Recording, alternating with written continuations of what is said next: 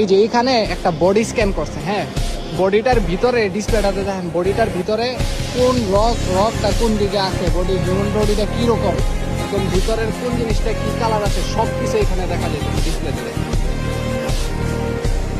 বুঝছেন নারী বুড়ির অবস্থা, এই যে পেশি থেকে শুরু করে এই যে আপনি চাইলে এখন দেখেন এই যে এটা হচ্ছে হিউম্যান বডিটা, হ্যাঁ এটা হচ্ছে চামড়া সহ, এটা হচ্ছে ভিতরের একদম ডিরেক্ট সব কিছু দেখছেন, মানে কি কি জিনিস বানাইছে সব কিছু। এই যে হ্যাঁ এই যে দেখেন আপনি এইখান থেকে সব কিছু দেখতে পারবেন আলাদা আলাদা করে এটা দিয়ে স্ক্যান করার পর।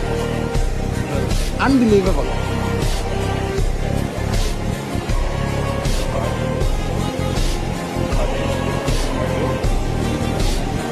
ও রে wow wow,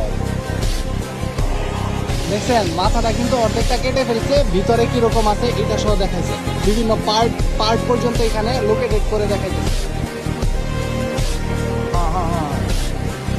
how is this possible? Oh my god.